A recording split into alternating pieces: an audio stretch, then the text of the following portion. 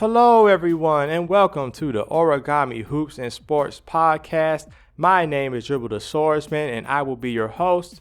Let's jump right in. This is going to be a pretty fun episode right here, I think. We're going to be talking about some nicknames for NBA players. We're going to talk about some power-ups that certain NBA players get, and we're going to talk about Game 5 very briefly at the beginning. So let's go ahead and jump in. Game 5 of the NBA Finals.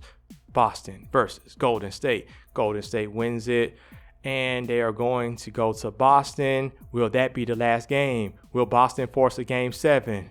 We will have to find out on the next episode of Basketball Z. But check it out. Analysis for that game includes driving to the basket and making your layups. So I'm thinking this is what won the game for Golden State. I talked about it in a little bit of a video that I did on my Twitter. So if you don't follow me on Twitter, make sure you do at Origami Sports _ so you can see even more thoughts that I have. I live tweet the game a lot of time, and you can see what I'm thinking, and we can have a conversation. Let's do that. So what I saw was that Golden State, they were hunting threes, man, and especially Andrew Wiggins. He was shooting a lot of three-pointers. But then, all of a sudden, in the second half, he shifted his focus. He shifted his attack. He started driving the ball, getting those little jump hooks, the layups, and, of course, to top it all off, the nice dunk over Derek White. Now, he didn't really dunk on him. It was kind of past him, but he was there in the poster, so but shout out to Derek White. I like Derek White. Liked him a lot when he was on the Spurs. Sad to see he had those. I think he had like plantar fasciitis with his feet and whatnot. That kept him out the court for a while. But I'm glad to see that he's healthy and able to play. Hopefully, Boston can incorporate him a little bit more in the offense as they have an off season and training camp and all that stuff together. So, what else did I see? I saw Boston stray away from what was working a little bit. And I guess maybe that's out of desperation. This seems to be an Achilles heel for Boston. So it seems like when they get behind, they kind of get a little bit pressurized to shoot more three-pointers when they may not necessarily have to. I spoke about this in the previous podcast episode. Go and check that out. I just talked about, getting a high percentage shot, getting, a couple of two-pointers, as opposed to shooting some lower percentage shots like threes. Could result in you missing those threes completely, but you might get 2 or 4 points if you go for the high percentage shot and you're putting points on the board. You're still cutting into the lead. Just had to be a bit more patient and get a few more stops, not getting it all at once, if you will. But that's pretty much what I saw. I saw that Wiggins made a concerted effort to drive the ball and get shots closer to the basket.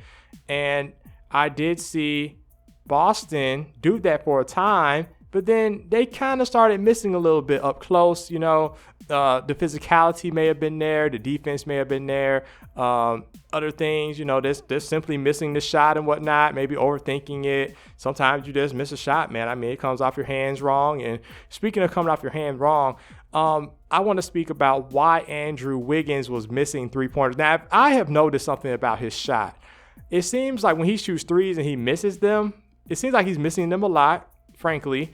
And when he misses them, they kind of, even when he makes them, I mean, they bobble in sort of. And I believe that's because of how he's shooting the ball. Now, I want to do a video to demonstrate this, but usually when you shoot a basketball, you want to kind of like grab it and not your middle finger. Some people are middle finger shooters, but usually you want to have your index finger kind of in the center of the ball, okay? And your thumb is going to make like an L shape, right? Kind of like that. And then the rest of your fingers kind of are just toward the side, and they are acting as like support, so you can hold the ball. And when you shoot the ball, when you flick your wrist, it's coming off of that index finger, and that is guiding it. And that's why sometimes people say point when you shoot, things of that nature. That's so you're aiming the ball. Now, there are cases where some people kind of shoot with their thumb. That you can kind of see Baines, for example, on the Grizzlies. He shoots with his thumb, it seems like. Though he is a pretty good shooter, he eventually will be missing, some shots because his technique is a bit flawed in that way. But I would say Andrew Wiggins, when he shoots the ball, it kind of seems like he's shooting with his pinky a little bit, and he's kind of leading with his pinky and then letting his other fingers fall behind, and the index finger is the last to leave the ball. And I think that's kind of causing the ball to curve mid-flight ever so slightly, maybe a few centimeters at a time. So let's take that, okay, into consideration. So understand that curve is going to be more pronounced the further you are away. For example, let's say the ball would curve because of his shot form. It might curve 1 centimeter every foot of travel, okay? Yes, this is going to be physics class. Yes, this is a physics podcast, apparently. So, no, it's really not. I just want to explain. I was trying to get you guys to understand and visualize since we do not have a video yet for this, okay? So, try to understand. 1 centimeter, right? That's a very tiny amount, but little things over time become big. For example, if you save a penny a day, right, or 1 cent a day for a whole year, eventually you will have 365 cents. All right. That's like $3.65. So a little bit can add up over time. So that being said, if that ball is, let's say you're shooting a 3-pointer, that's about 20, let's round to 24 feet. Okay. Just about 24 feet. The ball is going to then curve 24 centimeters to the right or left. Probably toward the right or something. But either way, that's you see, that's a lot of angle there that can throw a shot off, right? Because, it's not zeroed in all the way. It's curving. It's going to, and then if it does go in, it's going to bobble in because it's catching the side of the rim a little bit. Now, understand this. You don't see his mid-range shot miss as much because the variance is lower. Understand, 15 feet, that would equate 15 centimeters of variance. So that is a big drop off from 24. Okay, like in the previous example. Hopefully you guys can follow me. I'm going to get off of this as soon as possible. I'm just going to do a video. I do not want to lose you guys. Thank you for bearing with me on that. So, but they won the game. So my thing is this. I feel like Golden State could win this in Boston, but I also feel like they might not. I would say if I were them, if I were the coach, I would instill in them, hey, go hard for this. Go hard because, hey, if we lose, we've got a couple days rest and then we can try and win at home. But let's go ahead and do this now. We don't know what could happen. People could get injured. People could get into health and safety protocols. All these different things could happen and could dramatically shift the series the other way for the other team. So let's go ahead and get it done now. Another thing too, I was watching B-Ball Breakdown and he was talking about how the last time Stephen Curry went 0 of 9 from 3, the next game he had like 13 threes that he made or something like that. So that is a pretty interesting thing. I wonder if something like that will happen again. And it's been a very long time since he had not made a 3 in the game, I think since like 2018. So it's going to be interesting to see how he responds with that. I will say it bodes well for the Warriors a bit more because the dude did not make any 3s and they still won. As for finals MVP, I just want to give a shout out. Andrew Wiggins actually could win it. I mean, you can make an argument. I would like to see Stephen Curry win it, and he very well could be, and it would be deserving. But I'm just saying, people could make an argument that Andrew Wiggins deserves it because he's got the points, he's got the rebounds, and he had the defense guarding the opposing team's best player, basically. So you can make an argument there, So we'll see what happens. If Stephen Curry, I would say if he wants that finals MVP, he's got to really ball out, maybe drop 55. That'd be awesome if he dropped a double nickel, go from there. Now for Boston, in game 6, they've got to come out with a lot of force. They've got to come out with a lot of fire. They have to, because if they don't, they will probably lose that game. I felt like they came out lackadaisical in game 5, and, the Warriors got off to a nice lead, to a nice cushion. They were able to rest Stephen Curry for a while as well, though I feel like they maybe shouldn't have because they were playing with fire. Boston did come back, and they had to fight for the lead again. But, I guess maybe one day the rotations will get a bit more stable for Golden State as far as and maybe a little bit more risky leaving Stephen Curry out there, because there is a drop off definitely when he is not on the court for that team. As for Boston, a lot of their stars are playing very, very heavy minutes, but you know what they say, they're young, so they can probably do it. You know, these guys are up and coming talents in the NBA, so we'll see how it goes. But they've got to come out with force. Again, drive the ball, punish those dudes, try and get them in foul trouble early, mess up their rotations, mess up their flow, so that then they cannot get rhythm and stuff like that. All of that is predicated on the aggressiveness and driving to the basket, drawing fouls, things of that nature. That's what I think Boston has to do to win. I've been saying this pretty much since the beginning of the series. They've got to keep doing it. Got to stop three-point hunting. So, also make free throws, because you could say in Game 5, if Boston had made, let's say, 9% of their free throws, they could have won that game. They left a lot of points on the table because they could not convert at the free throw line. That is very, very important. Got to be able to make those free throws. Let's go ahead and transition into the NBA nicknames, baby. All right. So in the last podcast, I was talking about Stephen Curry and a particular nickname that I liked. I didn't get to it. I'm sorry. But I'm going to get to it now. The nickname that I saw on Twitter a lot, people call this guy 30. 30. This is jersey number 30. I like that because Chef Curry, that came from a song, right? That's cool and all, but it's like, it doesn't feel organic to me. It kind of feels forced, right? The Human Torch. That, to me, that's kind of not a nickname. That's kind of something that he does, like Human Torch mode. You know what I'm saying? That was a thing where back when they were doing their championship runs and stuff, like Stephen Curry, he'd go off for like 40 points. He'd just start. He'd come down the street, shoot a three. Okay, tween, shoot a three. Crossover. Oh, okay, step back, shoot a three. You know, and he's just making them, right? He just goes Human Torch mode. So to me, the Human Torch, that really wasn't it. Baby-faced assassin, that's kind of cool, but I don't know. It's kind of, to me, it's kind of lame. I mean, it's okay, but it could be better, you know? But 30, I like that, because it's like, oh, you know who that is. It's like almost like a retired number, like 30. Oh, yeah, okay. And also, it's like kind of ambiguous. Like, what 30? What does that mean? Like, it's kind of mysterious, you know? And also, let me just say, being named after a number is pretty cool. I mean, there are some fictional characters like that too. All right, let's think about Dragon Ball Z, right? The androids, right? Android 17, Android 18, even Android 16, if you want to go with that person. And then let's think about House MD, of course, 13. So there are some cool individuals that have a number nickname. And I'm going to say this too. When I went to college, I used to play basketball outside sometime, you know, on Blacktop. There was a dude, he was really good, right? We used to call him Seven. I don't even know his real name. I forgot. But Seven was really good. And I'm just going to plug myself a little bit here. I remember, I'm going to clean up the language here. You know, I'm 6'3", all right? And I cannot dunk. All right, I can touch rim and stuff like that. I just never been able to dunk like that. I maybe dunked maybe once or twice in my life, you know, and one of those times and a few of those times was on like a 9.5 rim.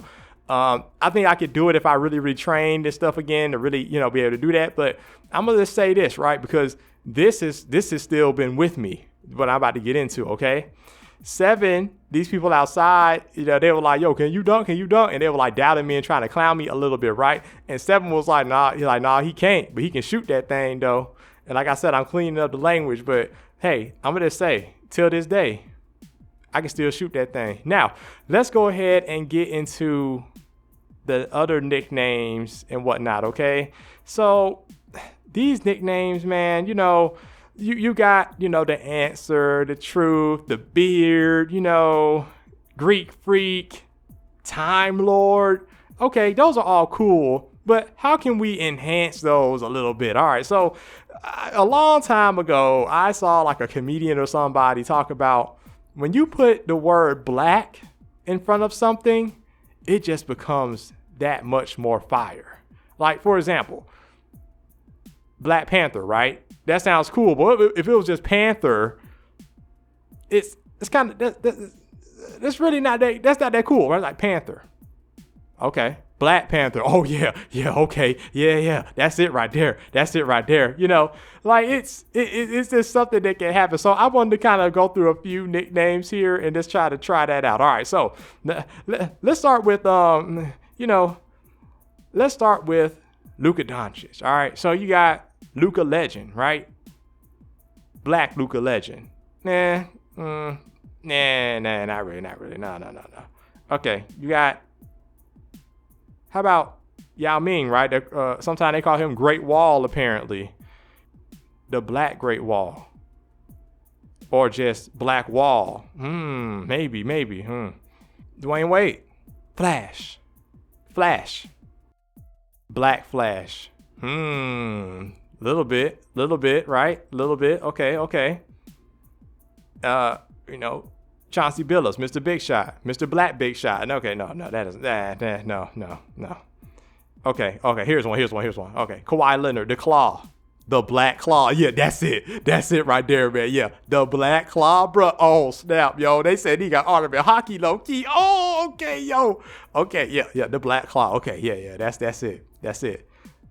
Okay, hold on. There's another dude. Look, Chuck Person, right? The Rifleman. The Black Rifleman. Yes. That's another one. Yep. Okay. Yes. That's another one. Okay. John Havlicek. Hondo. Black Hondo? I don't know. Maybe not. I don't know. I don't know about that one. Okay. Steve Franchise. Black Steve Franchise. No, that does not. No. How about like Steve Black Franchise? No. That's just not it. It's not it. Okay. James Harden. The Beard. The Black Beard. Yo, yeah, that's a little, yeah.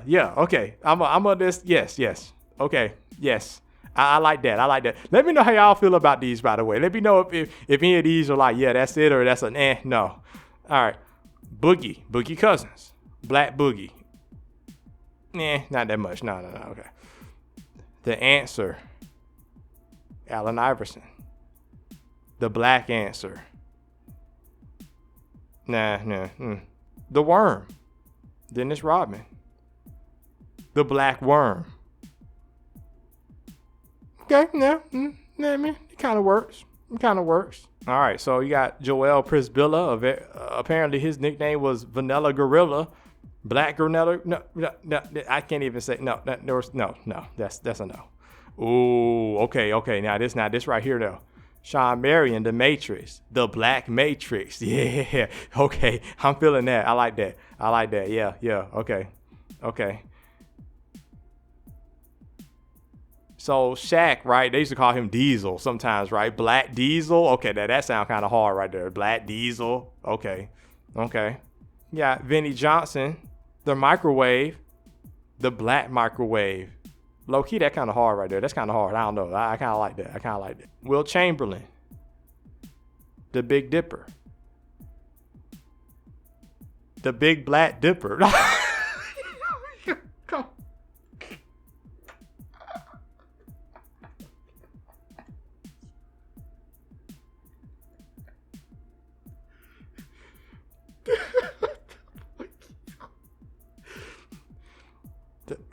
I'm black, so I can say that. Kobe Bryant, the Black Mamba. Okay, he already has it. All right, so look, this is the case, right? So look, if his nickname was just the Mamba, it's kind of cool, but okay, the Black Mamba, yeah, that's it right there, baby. You know what I mean? Like that's it. I mean, come on. That's probably one of the best nicknames ever. All right, so okay, George Gervin, Iceman. The Black Iceman? No, Black Iceman. Black Ice. I think Black Ice would be pretty cool. Oh, Black Ice. Anthony Hardaway, Penny Hardaway, or just simply Penny. Black Penny. Sorta. That's kind of halfway there. I don't know. But you ever see those black pennies, man? Like those things so nasty, man. They be on the ground or something. Man, I don't know. Yeah, but you can clean them off though, But it's man, the black penny. Wow. I saw a lot of those when I was a kid. I was just gonna say that. I saw a lot of black pennies when I was a kid. Yes. David Robinson, the Admiral, The Black Admiral. That sounds pretty decent. That sounds like a pretty good name right there. Jason Williams. White chocolate. White black chocolate? Nah, I don't know about that. Nah, that's just not it. Clyde Drexler. Clyde the Glide. Clyde the Black Glide. Nah, sort of. Paul Pierce. The Truth. The Black Truth. So, those are just a few nicknames. Let me know if you guys have any, that you guys think I missed. Let me know some of your favorite nicknames. I'm going to get into a few of mine right now. So, when I was growing up, you had T-Mac, that was pretty cool. The Answer, I thought that was awesome. Paul Pierce, The Truth, that's one of my favorites. I used to hear about people like, Half Man, Half Amazing or something like that. I think that was actually an N1 player. I don't even think he was never in the NBA, I don't think. Vinsanity, that was kind of cool, for Vince Carter and stuff like that. So there were definitely a few, that definitely, caught my ear, when I was growing up and whatnot. But those are just kind of a few. Of course, you had Dr. J and stuff like that. The Black Mamba, with Kobe and everything. So, it was pretty cool. I like nicknames. They're pretty cool. One thing about it, fun fact about me, I do not have a nickname. And it's funny because, you know what? I almost had a nickname, everybody. I don't want to talk about myself that much because I know you guys probably just bored about that. But I'm going to go in this a little bit, okay? So, my nickname could have been Gloves, okay? And I'm going to show, matter of fact, no. I'm not going to explain that right now. I'm going to explain that in another episode. Let's go ahead and get into these NBA power-ups. All right, so you guys know I've been talking about Stephen Curry, aka Joy Boy. You know what I'm saying? And one thing about it, right? He goes into, Nika mode and, Gear 5 and stuff like that. We saw it in Game 1 of the NBA Finals. We haven't really seen it since then. You know what I'm saying? But he goes through his different, gear progression sometimes. Like we saw, Gear 4, Black Mamba being used and stuff like that in Game 4. Game 5, he didn't really have it like that. I guess, apparently he hasn't been able to control these gears that well yet. So he was just kind of in his base for Game 5. He didn't really do too much like that. But, that could be interesting to see how Game 6 goes. He could really bring out all of his power. So he might even bring out some stuff we ain't seen before yet. So we're going to have to see how that goes. But I just want to talk about something else that's on the Warriors team, okay? And we're going to get some other players too. Like, for example, I have Untucked Kyrie on this list, okay? We're going to talk about him. Hold on. So, Jordan Poole, apparently, this is something that Twitter's been talking about, okay? I'm just saying what Twitter's saying, okay? And this is via Big Mom's Intelligence Network, all right? From what I'm hearing, Jordan Poole apparently gets a power boost from so-called baddies that are courtside during the games. Now, if you don't know what the quote-unquote baddie or baddies are, basically it's referring to an attractive woman, okay? So, apparently, Jordan Poole gets a power boost and plays better when these baddies are in the crowd. Could there be credence to that? Maybe. But regardless, that seems to be something that might be going on. So, hey, that's one power boost that we have to be accounted for. If there are pretty women in the crowd, Jordan Poole is going to have a good game, apparently. So, look, this is what opposing teams can do. If you don't want Jordan Poole to go off, do not invite the baddies. That's just take their season tickets or their floor seats and put some non-baddies right there so that he can get nerfed. Because if you don't, he's going to go off. But why is this phenomenon occurring? Okay, let's kind of look into it a little bit, okay? When a person is, let's say, attracted to somebody, right? That could get different chemical reactions going in their body, hormones, testosterone, things of that nature, right? And when those things kind of get, activated, you could get some better performance there. There have been some studies that talk about that a little bit too. Not going to get into those like that. You might can do your own research, but there was a thing about, players engaging in certain activities before games and stuff, and kind of like seeing how their performance was, and when they didn't do certain things. And, that is something that actually could have credence. Now, here's the other part behind that, the kind of the more psychological reasoning. You could understand this if you have ever been around somebody that you like or that you think is attractive. A lot of time, I would say, people try to show off in front of people that they feel are attractive. They may try to show off their physical aspects of themselves, their intelligence, their athleticism, all kind of different things, right? And that's what you can kind of see with this type of phenomenon. You have a person like, I'm trying to impress them so that then maybe they will like me. It's kind of like, sometimes animals do this, right? Think of like a peacock, right?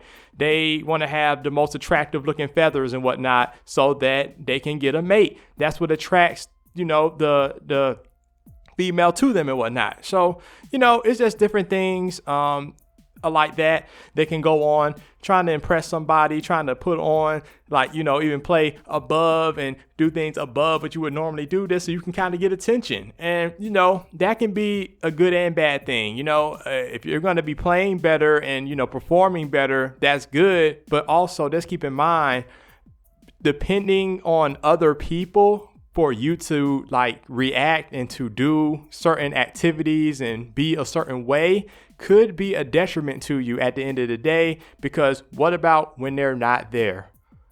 Then what's going to happen? You may not perform like you need to. So that is kind of something like codependency. You don't want to necessarily be dependent on another person. Being independently good is the goal. But let's go ahead and get to this guy. Untucked Kyrie. Dude is a savage. Anytime Kyrie Irving's jersey became untucked, I think this really started happening.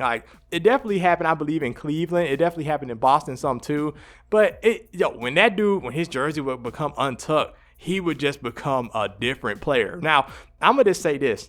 It could be because of movement restriction. Now, I don't know if you guys tuck in your shirt a lot. I have tucked in my shirt a lot in my life. And I will tell you, when your shirt is tucked in, sometimes if it's really tightly tucked in and stuff like that, you feel like you're kind of encumbered a little bit by your movement. When your shirt is not tucked in, or sometimes you do a movement and your shirt becomes untucked a little bit, you get a little bit more freedom of movement. You don't feel as encumbered and you feel free. And you can play more free because of that. So that's what I'm thinking is going on with that, the untucked jersey thing. And you can see his performance was very, very good. Now, another thing, though, I wanted to mention, apparently anytime an NBA player wears a face mask, like those clear face masks or whatever, when they have a facial injury of some sort, apparently that just gives anybody who wears that mask a power boost. I mean, Rip Hamilton, he was a role player, but I mean, dude, in the finals and stuff, he was amazing with the mask. Who is that masked man, right? And then you got LeBron James, he wore the mask and stuff, right? Went wild. Kobe went wild with the mask. Westbrook, my goodness, he went wild with the mask. I think Kyrie even had a mask too for a little bit. He went wild with the mask. Anybody that puts on a mask in the NBA just goes off. It's some kind of power boost, yo. It's wild. It's just wild. It just boosts their overall. It just boosts all their skills. It's amazing. It's amazing to see this. It's really something to behold. I mean, honestly. But just to break down a little bit of why this phenomenon may occur, think about it. When you have on a mask something hard, now, not the kind of mask that you may be accustomed to now, a different kind of mask, like a hard mask, right? Like a shield, right? It's kind of like a shield for your face, right? You may feel like you cannot be touched, like you cannot be damaged. It kind of gives you a false sense of security in that way, potentially. Almost like you're wearing a helmet or something along those lines, where it's like, yo, I'm wearing this and I cannot get hurt right now. It may be something like that. So for the simple fact that you have this thing going on where you feel like, hey, I cannot get hurt, I cannot get damaged this thing is going to protect me, it may boost you up in that way to be like, yo, I'm going to be even more reckless because I'm protected now. I have armor on, essentially, So that's what I'm thinking is happening there. You can play a little bit more confidence, a little bit more recklessness at times, a little bit more aggressiveness, not worrying so much about getting hit, because if you do get hit, you have pretty much like a shield type thing on your face to protect you.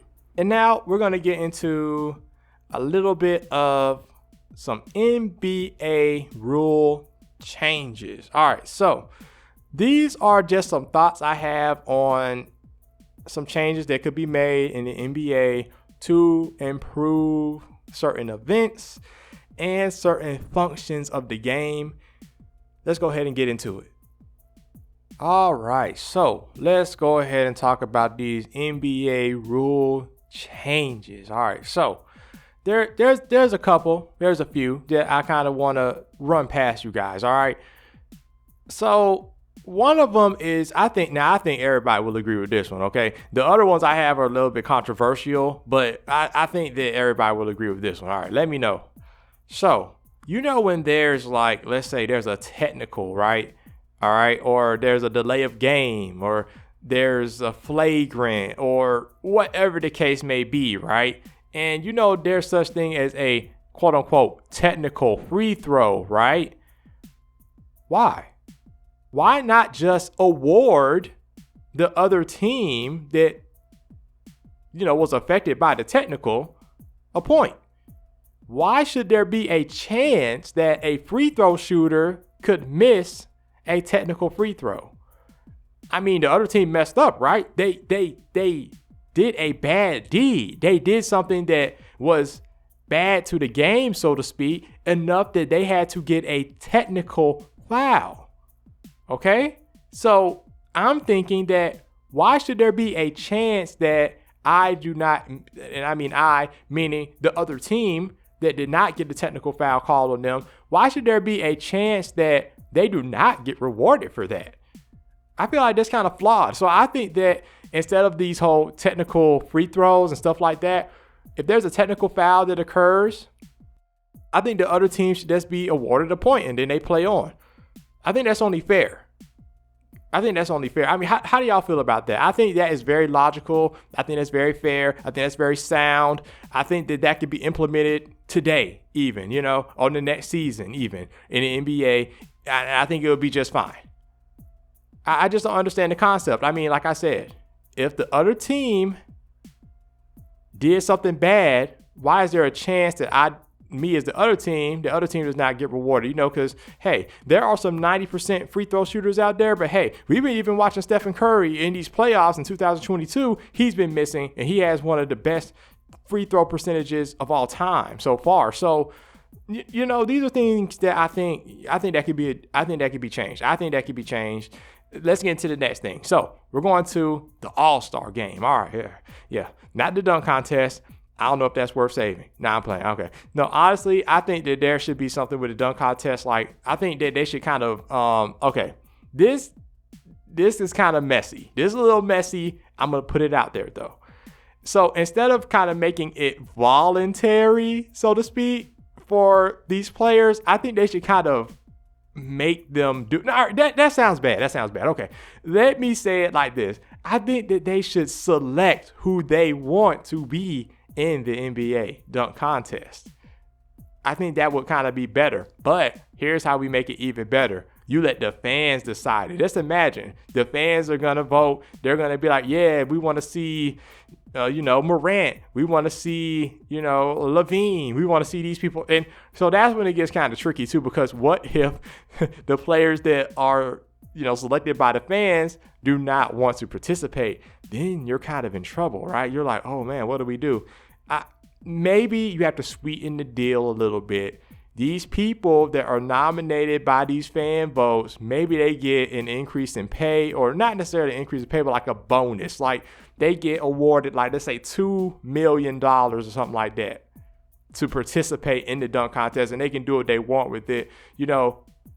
Maybe it's like $1 million has to go to a charity of your choosing, and then the other $1 million is, you do whatever you want with it. I don't know.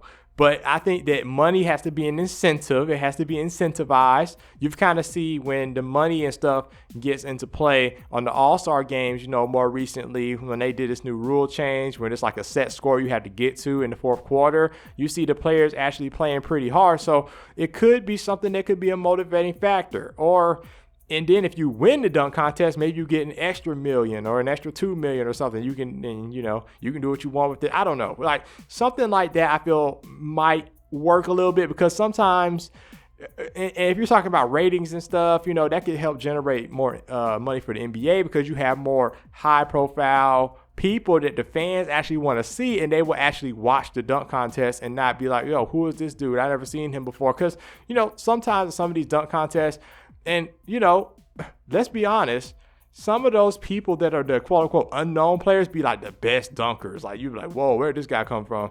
But, you've got like some people that are kind of second string, third string, kind of bench players that sometimes get into the dunk contest. Like, for example, this year we had Juan Toscano, and I like Juan Toscano. First of all, let me just say that, okay? You can watch my Twitter feed and you can see that I like Juan because I want them to put Juan in the game. Or if you don't know who Juan Toscano is, he plays for the Golden State Warriors. He's a forward, pretty good player. So I like the way he plays, and so I wanted to kind of see him play some more. So I'm actually tweeting that. So this is not a diss. And Juan, if you hear this is not a diss. I'm just saying that people probably don't know who you are that much yet. And that's fine.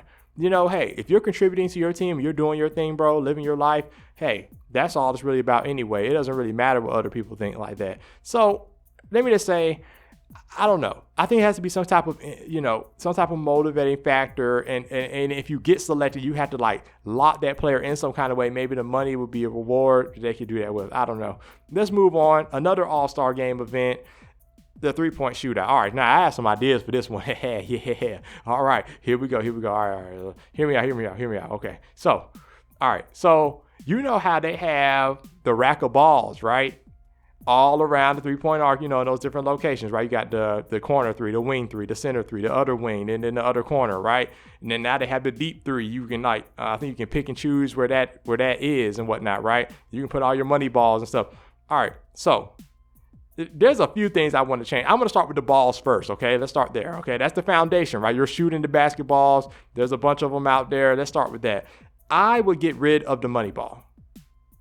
And I especially would get rid of the money ball rack. I don't like that because it makes it so skewed. It's like, for example, I haven't done the math on this, right?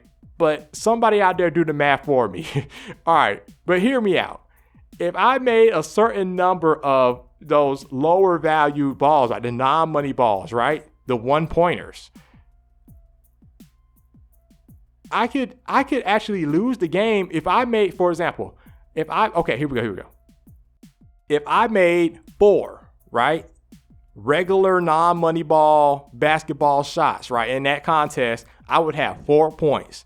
If a person made 2 of the money balls, right, and they didn't make any of the 1-pointers, the regular balls, they have tied my score. Now they have 4, but yet I made more shots than them, but they tied my score. How is that telling us, the viewer, who is the best shooter? That person made 4 shots and the other person made 2 shots. Yet they have the same score because the values of these balls are skewed in that way. I don't like that. To me, that doesn't show who the real best shooter is. This is the person who can manipulate the game and the score and whatnot. I don't like that. I want to see some skill. I want to see who really is the best shooter. So I would just scrap the money balls. Let's make them all the same value. Okay? Now I understand. People do not want to see a low score. When they see that big score up there, like, oh my goodness, 30, he made 30 shots. Nah, he didn't really make 30 shots. He scored 30 points because of the point system. So, you know what? Why not just make all of the balls worth 3 points? Why not just do that? And then now you'll even have even bigger looking numbers and then make it seem like they did a lot of scoring, right? That's going to draw more attention. That's going to draw the viewer in like, wow, they see that big score. That's pretty awesome, bro. Look, think about that. After one rack, you would have, after shooting 5 shots, you could potentially have 15 points on the board, okay? If you make your next rack, you got 30. 45, 60. You feel me? That's going to be a big number, bro. That I think people would like that. They would like that. And then if you want to do it in a certain kind of way, if you want to have a deep ball as well, you could do it in a way to where, you could score 100 points. Okay, you could rename it the Wilt Chamberlain 3-point shooter. Okay, no, okay, but look, you could do that, right? That's how you can market it, right? It's like this dude got 100 points in the 3-point shootout. I think they'd like that. I think they would like that. Maybe you can put two deep. Somebody do the math for me. Like I said, I think it would balance out. I think you could do it a certain way, even if you have to do instead of like 5, potential basketballs or whatnot for those deep 3-pointers and stuff in different locations, or 10, I should say, and as a total, like you may have like a deep 3 on the left side of the court, deep 3 on the right side of the court. 5 balls each. That's like 30. If we're going by the new point system, because you got 15 on one, 5 balls, 3 points, 15, right? And then you got 2 of them, so 30. All right, so I think you can make it work mathematically to be able to make 100 the scoring limit, the race to 100. Who would make it to 100? Like, I think that would be pretty cool. Let me know how y'all feel about that. Here's another thing. So aside from that, right, that will tell us also who is really, making more shots, because it's like, okay, it's literally, since everybody's on the same playing field as far as the scoring system is concerned, you literally have to make more shots than another person to actually win. That shows skill. That shows who's really better. That shows who's the best 3-point shooter. Like, to me, that's what I think. So here's another thing though. I think that they could make it more of a team-based game. All right. So you could, instead of the racks, right? I say this. Look, let's be awesome. Look. So instead of the racks being outside of the 3-point line, you put them within the 3-point line, okay? Then you have the player select a teammate or somebody that he just wants to be his teammate, maybe they're from another team or whatever, and you bring them down and they just go rack to rack, feeding them the balls. Pass, shoot, pass, shoot, pass, shoot, pass, shoot. Move next one. Pass, shoot, pass, shoot, pass, shoot, pass, shoot. I don't even know if I did enough shots or whatever just then. Bear with me. I'm just trying to get your imagination activated. Wouldn't that be pretty epic? And then you'd be like, yo, man, that's a bad pass. Yo, throw it like this. And you can have them, it could be good for team chemistry, right? All right. So I think that'd be fun to watch, like, without a doubt, right? That'd be freaking awesome to watch.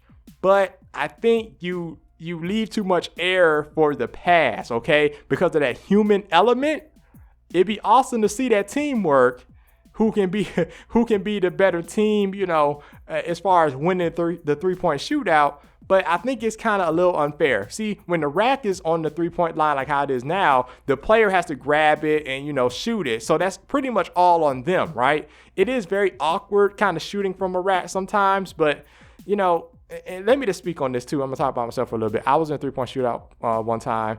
Some things happened. It messed up my mood. I didn't do that well because of that. But, it is what it is. Maybe I could have been better and tuned that out. But basically, let me say what happened. All right. So I did everything right. Look, I knew it was going to be a 3-point shootout. I wanted to get in. I felt very confident. I was a very good shooter. This was happening in college, okay? And, I did everything right. I registered early. You know what I'm saying? I had my name on the list. The time comes for the show, for the shootout, and they don't call my name. I'm like, what? And so I had to literally go over there. And so, I don't know, sometime in college, shenanigans happen, So it seemed like they were trying to skip me because they maybe didn't know who I was because I wasn't super popular in college, okay? Sue me, all right? But I'm going to say this. This is the thing. When that happened, it messed up my whole mentality because I was just like, oh, really? Like, I was hyped, and that just took the air out of my balloon. I didn't perform that well. And another reason why I didn't perform well, though, is because I had never practiced shooting off a rack before. I didn't know the optimal position to get my body in to shoot from the rack. So I found out that if I'm on the left side of the rack, first of all, let me just say this, I'm a right-handed shooter, okay? If I'm on the left side of the rack and I'm grabbing, twisting to my right, getting the ball, then shooting it, it feels gross. It doesn't feel good doing it like that, okay? But if I was to stand on the right side of the rack, turn to my left, grab the ball, shoot it, it felt a lot better. So if I could do that again, I would probably always stand on the right side of the rack, grab by twisting to my left, and then shooting with my right hand after that, and just kind of rinse and repeat. I think that would be good. And I might even suggest that to some of the NBA players. Maybe that'll help, them make more shots and whatnot, because that's something they kind of key into when you're looking at people do these particular contests. That's kind of how they approach it, how they grab the balls off the rack. But all right, y'all don't want to hear about that. All right, let's get back to the real story here. All right, so the real thing I was talking about is, okay, teammates would be cool, but let's take the human element out of there. Shot machines.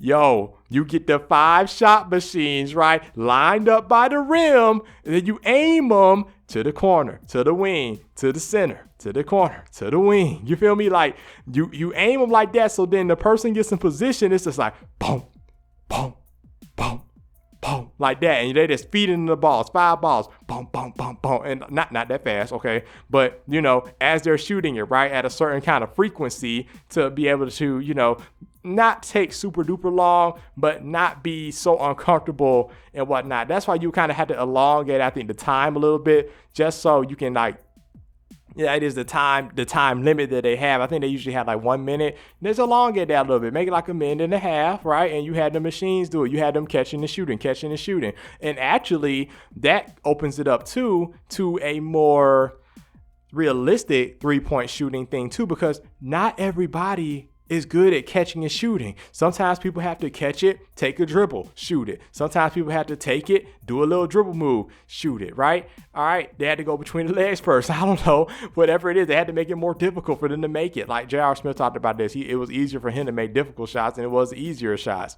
Some players are just like that. So, I can see that happening too. With that, you have the freedom to do that. It's like, okay, I'm going to catch this ball, bop, take a little bounce, shoot it, okay? Oh, this time I'm just going to catch and shoot, boom, boom, right? You're getting the rhythm. You're getting your own flow down. And that right there can really show you who's the best shooter in all aspects a little bit, because they can shoot it the way they want to. Because when you're shooting it off a rack, that's one thing that kind of makes it equal. But again, you may not, and I say that because that's not really shooting on the catch or off the dribble. It'd be funny though if we saw a person grab a ball off of the rack and then take a dribble, then shoot it.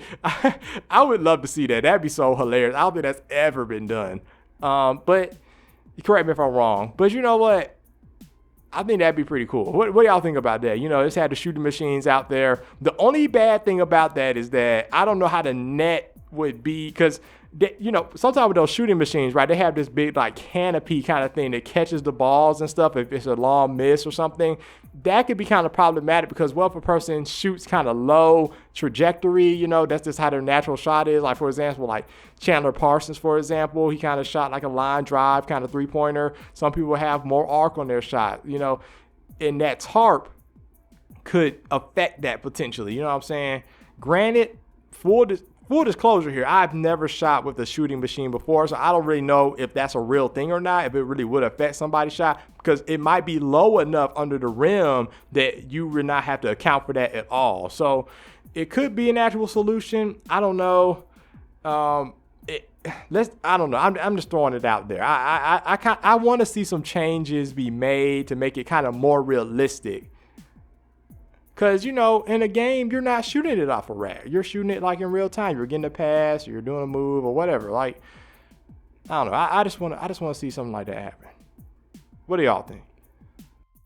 All right. So thank you, everybody, for listening and for making it this far. And if you're having a bad day, I hope it gets better. Stay strong. Bye.